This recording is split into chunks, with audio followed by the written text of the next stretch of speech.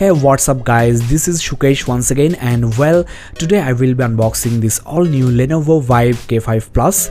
This is probably one of the cheapest devices with a full HD screen. Now I have the gold variant and you also get silver and black versions as well. The price of this device has been set 84,999, that is around $125 US, so looks like it's a value for money device. Now this device is available only on Flipkart in India. I have added a Flipkart link in the description below. If you wish, you can check. There you get the SAR info, quite normal. Now let's have a quick look at the featured specs. You are getting Snapdragon octa-core processor, Dolby Atmos enabled dual speakers and premium aluminum casing. Well, the spec sheet looks really impressive for a device at this price point. So let's start the unboxing and check whether this device is actually as good as it sounds.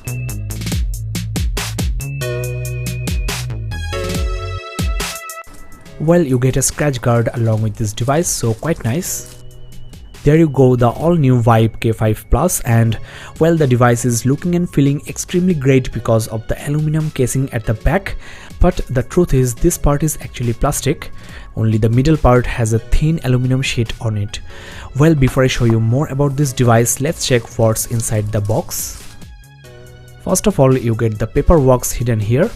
You get your warranty statement, the startup guide, etc. Let's first check this huge battery. It's of 2750 mAh. It's also a polymer lithium-ion battery.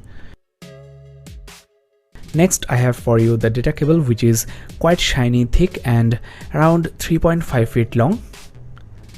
Last but not the least, you get the charging adapter, which is quite compact, lightweight, and the output rating is 5V 1.5 ampere. You don't get any earphones or headset. Well, I think Lenovo did the right thing, because most of the time with entry-level devices you get pathetic earphones and you will eventually buy a premium one. The lack of earphones also keep the price of the device slightly low. Now guys, let me give you a quick walkthrough of the exterior and also the interior, that is the software of this new device from Lenovo. First of all, you get a 5 inches IPS panel with full HD, that is 1920 by 1080 pixels resolution at 441 ppi. So this should be the main reason to get this phone. The screen to body ratio is decent 68.4%. The navigation keys are capacitive and not backlit, so this might be a problem during night. Above the display you get the sensors. Both proximity and ambient sensors are present.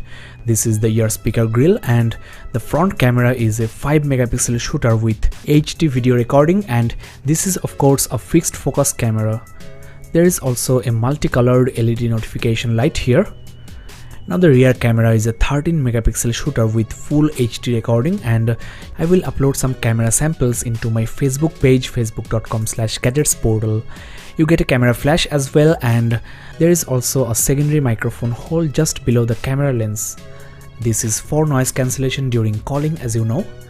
At the bottom part of the back cover you get dual speakers, and these are Dolby Atmos enabled.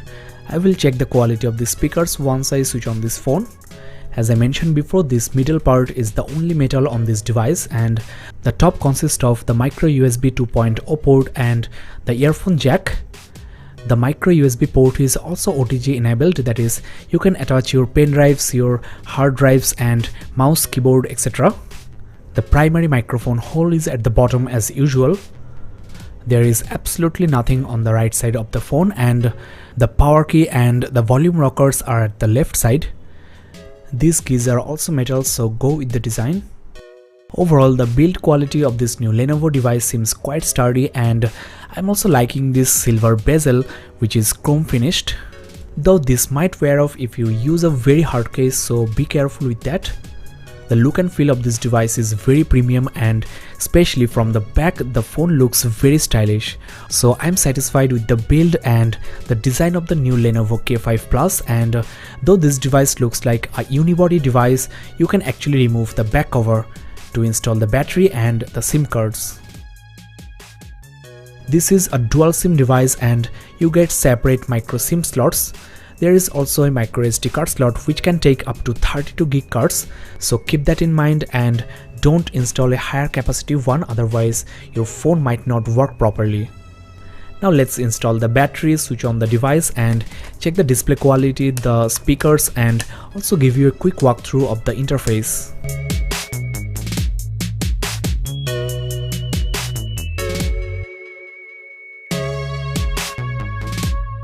Well, the device is ultimately ready and this phone is running on Vibe user interface over Android Lollipop. The UI is beautifully customized and there is no apps drawer because all the apps are on the home screen just like iOS. There are some terms and conditions you need to accept, and well, before I open any application, let's quickly check the storage, RAM, and first of all let me check the Android version.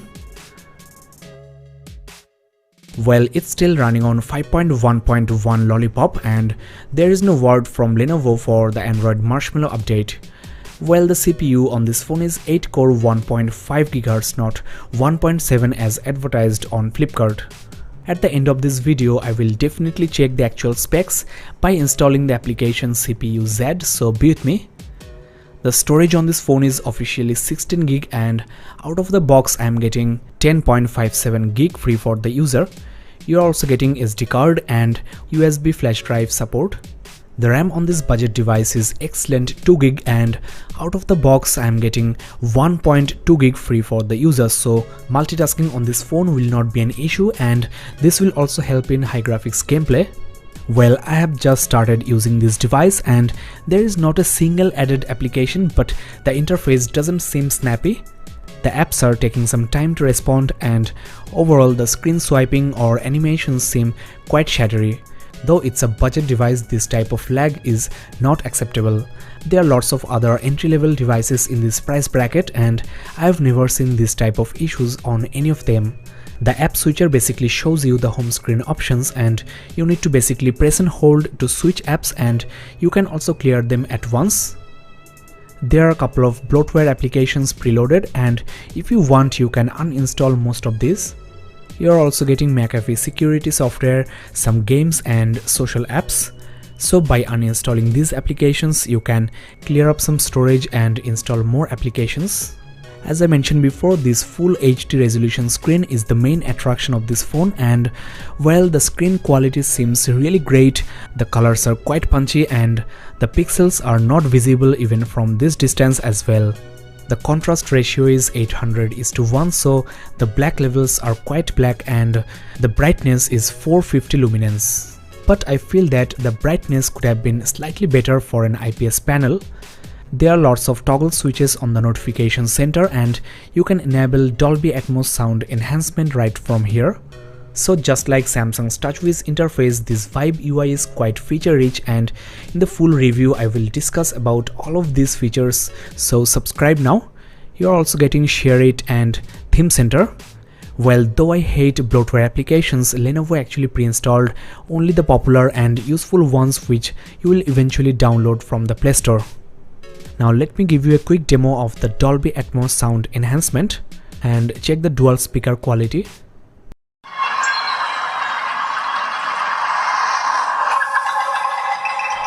Well, the speakers are very loud and clear, louder than most of the smartphones nowadays. This volume is enough to fill up a huge hall room. Well, let me now quickly check the writing experience, and 5-inch screens are just perfect for one-handed typing. The keyboard supports swipe input and let's try one hand. Works just fine. The keyboard is very responsive and the display glass is also quite smooth. So far I know this is not a Corning Gorilla Glass, so better use the scratch guard. Now I will try the camera, and again the interface is nicely customized. Well, the autofocusing, that is the shutter, is not the fastest I've seen. Tap to focus works just fine, but the autofocusing actually takes some time. For a 13 megapixel shooter, the viewfinder is not looking that much crisp, and overall I'm slightly disappointed with this camera. But this is too early to comment. I will use this camera for a while, take some photos outdoor and indoor, and upload the images into my Facebook page. Well, the captured images are actually not that bad, the details of the images are quite good and the colors are recorded just fine. So the camera is not as bad as I thought, but for a 13 megapixel shooter it could have been better. Let me also show you the lock screen, which is basically the stock Android. There is no customization here. The interface is still lagging and Lenovo should actually fix this with OTA updates. This full HD screen is not easy to handle and the Vibe UI is also quite graphics intensive. I'm quite curious to see how this phone handle high graphics games. A gaming review will be uploaded into this channel very soon. As promised, I have installed the CPU Z, and to my surprise the octa-core processor is basically two quad-core processors. One is clocked at 1.5 GHz and another one is at 1.21 GHz. Though it's an efficient CPU, it's not even close to 1.7 GHz octa-core. The chipset is also not Snapdragon 616 as mentioned on the box, it's 615, and the GPU is Adreno 405 with up to 550 MHz 3D graphics accelerator. This is the only information that is correct. There you get the device info, and next the system, the battery, the thermal info, and the back metal part of the phone is slightly warm, though I'm not playing any game or watching any video, browsing the internet, etc. There you get the sensors, you can pause and check. Well, one thing I've just noticed, there is already a system update available from Lenovo and this might actually eliminate the lag on the interface. So wait for my upcoming full review on this Lenovo Vibe K5 Plus. Overall, this is a very interesting device with full HD screen, metal unibody look and excellent build quality. The weight of this phone is 142 gram and it's only 7.99mm thick. So if you are looking for a stylish multimedia device with great display and loud and clear speakers, especially for movies, then this Lenovo Vibe K5 Plus might be a good choice. If you are into hardcore gaming, then I'm not quite sure. Just let me install some hardcore games and check. So that's all for now. Thanks a lot for watching. Do subscribe now for future uploads and also don't forget to like, comment and share. This is Shukesh and have a nice day.